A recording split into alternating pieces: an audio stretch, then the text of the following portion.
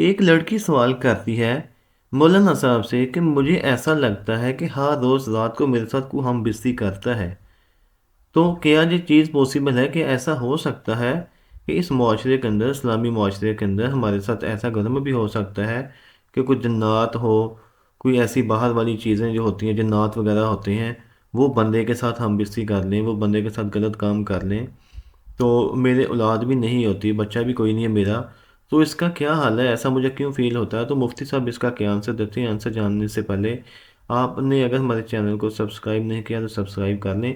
آئے ہم مفتی صاحب کا آنسر دیکھتے ہیں کہ اس کا کیا وہ آنسر کرتے ہیں۔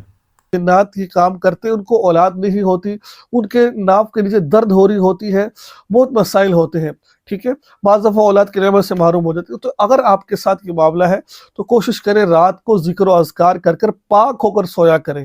اگر آپ حالت حیض میں ہیں، ناپاکی کی حالت میں، تب بھی آپ باوضو ہو کر آپ سوئے، ایسے منہ اٹھا کر نہ سو جائیں، آپ سوئے۔ اگر زیادہ آپ کے ساتھ مسئلہ خراب ہے، کیونکہ یہ پیچیدہ مسائل ہوتے ہیں اور یہ ایرے گیرے سے حل نہیں ہوتے، اس کے لیے آپ کسی اچھے سے عامل سے رابطہ کریں۔ جی آپ نے سن لیا، بہت ہی اچھا سا آنسر دیا کہ جنات ہوتے ہیں، بالکل ہوتے ہیں۔ اللہ تعالیٰ نے انسان کو مٹی سے پیدا کیا ہے اور جنات کو اللہ تعالیٰ نے آگ سے پیدا کیا ہے۔